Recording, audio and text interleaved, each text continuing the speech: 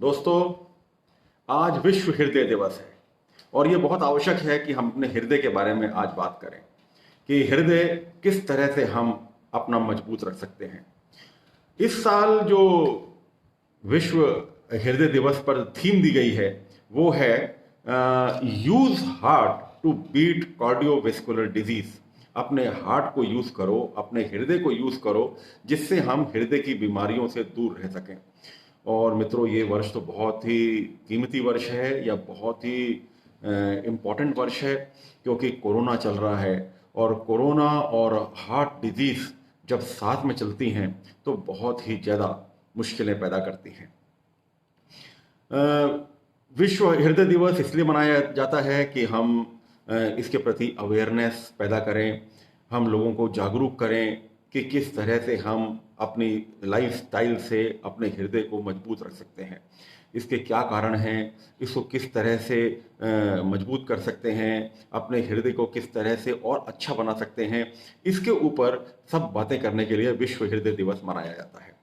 आज 29 तारीख को जब हम विश्व हार्ट डे मना रहे हैं तो इसके क्लिनिकल एस्पेक्ट क्या है इस पर मैं जानना नहीं चाहता हूं, क्योंकि मैं विशेषज्ञ नहीं हूं। पर यह अवश्य आपसे कहना चाहता हूं कि हम कुछ बातों से अपने हार्ट को सुरक्षित रख सकते हैं, अपने हार्ट को प्रोटेक्ट कर सकते हैं। और वो बातें ये हैं, सबसे पहले मैं आपसे बात करना चाहूँगा हमारी लाइफस्टाइल की। हमारी लाइफस्टाइल जो है वो हमारे हृदय को स्वस्थ रखने के लिए बहुत बड़ा रोल प्ले करती है। अब हमारी लाइफस्टाइल में सबसे पहले क्या आता है? सबसे पहला आता है हमारी खान पान की आदतें।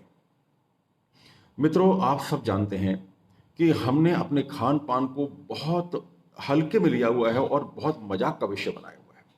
हम कभी भी खाते हैं, कुछ भी खाते हैं, कैसे भी खाते हैं और किसी अवस्था में भी खाते हैं। कभी अपने आप से पूछ के देखिए, हम कैसे भी खाते हैं।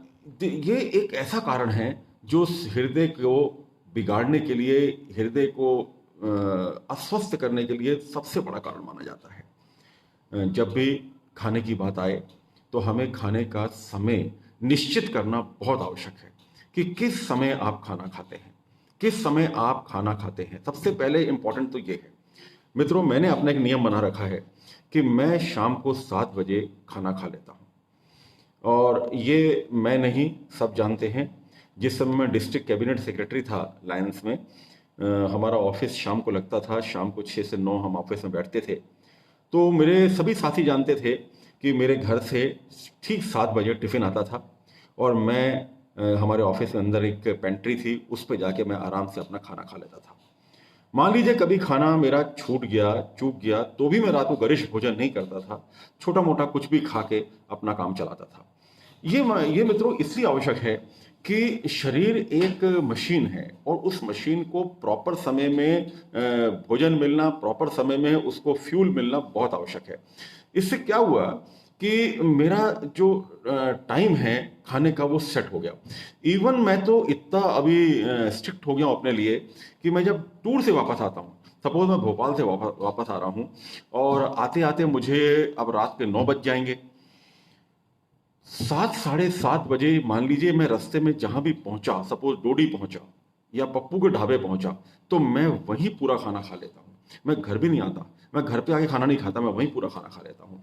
कल का ही वाक्य है ये। कल जब मैं भोपाल से चला तो मैं खाना खा के चला करीब 6 साढ़े 6 बजे, और फिर यहाँ पर बीच में किसी और 4-5 लोगों से मिलना था, मिलते मुलाते मैं रात को 11 बजे यहाँ पहुँचा। फिर आके मैंने थोड़ी सी दाल पड़ी थी, सिर्फ एक आधी कटोरी दाल खा ली और उसके बाद मैं सो गया। तो खाने की हैबिट्स को यदि आप चेक नहीं करेंगे। इसके बाद आता है ग्रीसी खाना।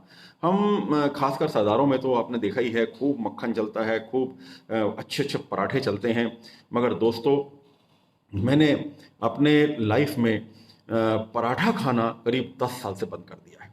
मैं पराठा नहीं खाता, मैं सुबह सूखी रोटी खाता हूँ, साथ में दही हो गया या कोई सब्जी हो गई या और कुछ हो गया, पर पराठा नहीं खाता हूँ।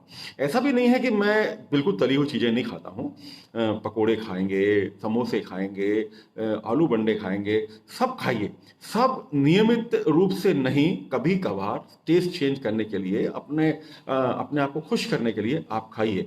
मगर जो नियमित रूप से हम पराठे खाते हैं उस पर मैंने लगाम लगाई और करीब 10 साल से मैं पराठा नहीं खा रहा हूँ। शायद इसी कारण है कि मैंने अपने वजन को मेंटेन किया हुआ है।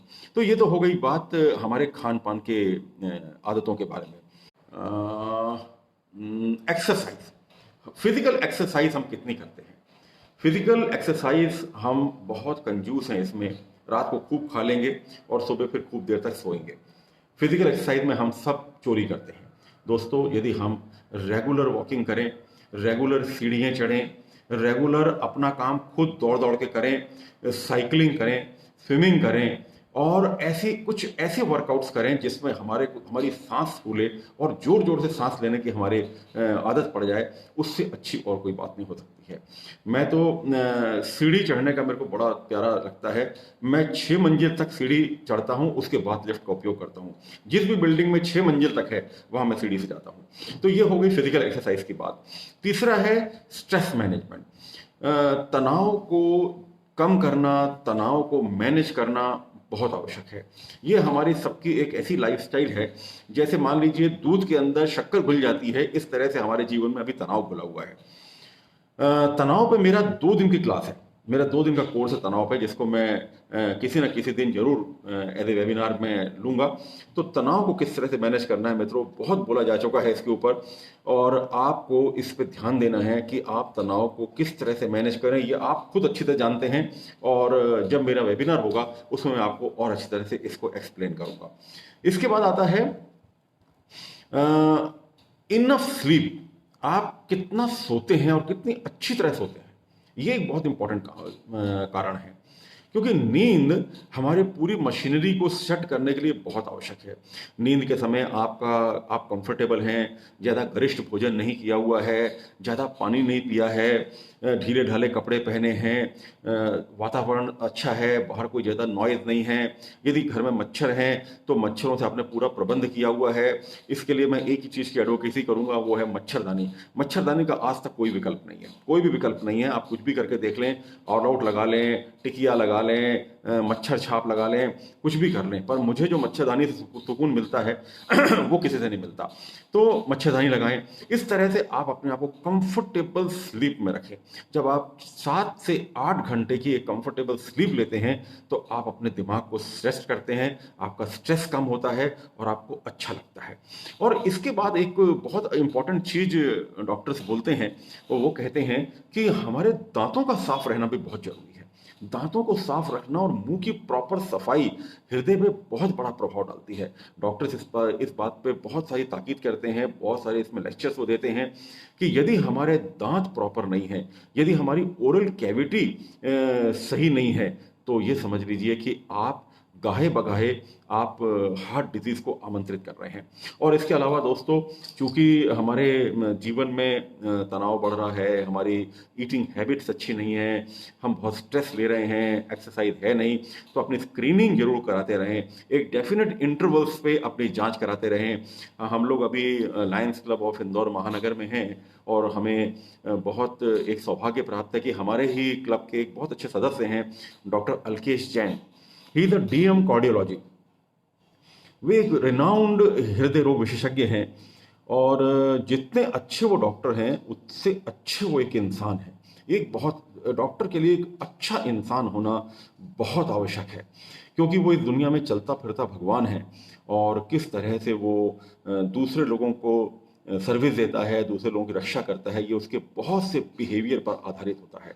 तो दोस्तों, ये थी कुछ बातें विश्व हृदय दिवस को लेकर। आज जब वर्ल्ड हार्ट डे को हम सेलिब्रेट कर रहे हैं, और हमको हमारे हार्ट को की रक्षा करना, हमारे हार्ट की केयर करना, हम लोग बहुत बोलते हैं कि जब प्यार हो जाता है, जब शादी ब्याह होता है, और जब हम बोलते हैं कि मैंने अपना हृदय तुमको दे दिया और तुम्हारा हृदय मैंने ले लिया, तो यदि आपने किसी का हृदय लिया है, किसी ने आपको अपना हृदय दिया है, तो यह आपका धर्म बन जाता है कि आप उस हृदय की रक्षा करें। और यदि आपका अपना हृदय है तो यह आपका कर्तव्य बन जाता है कि आप अपने हृदय की रक्षा करें। तो ये तो हो गई थी लाइटर बात, मगर अपने हृदय की रक्षा करना, और ये 6 चीजों पे यदि हमने थोड़ा कॉन्सेंट्रेट कर लिया, एक ईटिंग हैबिट्स, दूसरा फिजिकल एक्सरसाइज, तीसरा इनफ स्लीप, चौथा स्ट्रेस मैनेजमेंट, पांचवा रिकलेक्शन आपका स्क्रीनिंग, और छठवां आपकी ओरल कैविटी, दांतों पे ध्यान देना। यदि हमने इन चीज़ों पे ध्यान दे दिया तो हम अपने हृदय की प्रॉपर रक्षा कर सकेंगे और तब ये हृदय दिवस मनाया जाना सार्थक होगा। Thank you very much Sonu Gandhi ji. Thank you very much Davinder Singh Oberoi ji, मेरे बहुत अच्छे मित्र हैं, गाजियाबाद में रहते हैं, हमेशा मुझे देखते हैं और बहुत सज्जन मित्र हैं। क्या है, यदि आपके मन में सोच भी अच्छी है, यदि आपके मन में दूसरे को देख के खुशी होती है, अब देखिए मुझे मुझे कितनी खुशी होती है जो मेरे मित्र देख रहे हैं, मुझे प्रोत्साहित कर रहे हैं और मुझे आगे बढ़ाने के लिए मेहनत कर रहे हैं, क्योंकि अपना समय दे रहे हैं, अपनी एनर्जी दे रहे हैं। और जो मैं बता रहा हूं, ये इसका मतलब ये नहीं है कि मैं बहुत अक्लमंद हूं, मैं बता रहा हूं तो उनको समझ में आ रहा है। वो मुझसे 1000 गुना अधिक अक्लमंद है, 1000 गुना अधिक अक्लमंद है। मगर क्या होता है, कुछ चीजें होती हैं जो रिफ्रेश होनी चाहिए, कुछ चीजें होती हैं जिनका बार बार जिक्र किया जाना चाहिए, जिनका बार बार हम करना चाहिए। घर में आप देखिए, हमेशा माँ, जब हम घर से बाहर निकलते हैं तो माँ हमेशा टोकती है, बेटा गाड़ी धीरे चलाना, बाहर किसी से लड़ना नहीं, किसी से झगड़ना नहीं और जल्दी आ जाना। तब हम कितनी ज्यादा चिढ़ते हैं, अरे आ जाऊंगा ना, ऐसी जल्दी क्या मची हुई है, आ जाऊंगा, गाड़ी धीरे चलाऊंगा। मगर जिस समय हम गाड़ी तेज चलाते हैं तो अपने दिल से पूछे देखिएगा, कहीं ना कहीं आपको याद आती है कि माँ ने कहा था गाड़ी धीरे चलाएं।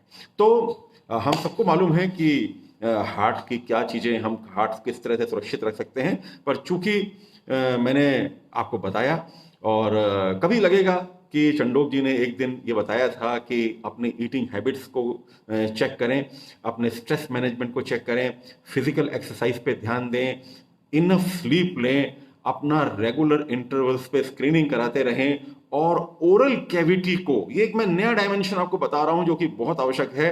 थैंक यू करण पाल सिंह चावला जी, बहुत बहुत धन्यवाद। आप भी मुझे देख रहे हैं, इनके बारे में मैंने बहुत सुना है। हमारे जो लीडरशिप यूनिवर्सिटी है, हमारी अनलिमिटेड हैप्पीनेस यूनिवर्सिटी के मुरली सुंदरम इनके बारे में बात करते हैं। तो मित्रों, मैं आपसे आज वर्ल्ड हार्ट डे के दिन इन 6 चीजों की आपसे बात कर रहा था। हम सब अच्छा स्वास्थ्य रखें, अच्छा स्वास्थ्य मेंटेन करें, अपने हृदय को अच्छा रखें और हृदय के अंदर एक प्रेम मोहब्बत यदि हम सबके लिए रखेंगे तो वो चीज इन सब पे भारी पड़ेगी, ऐसा मैं मानता हूं। Thank you very much. कल पुनः आपसे मुलाकात होगी। कल तक के लिए हैव अ नाइस डे।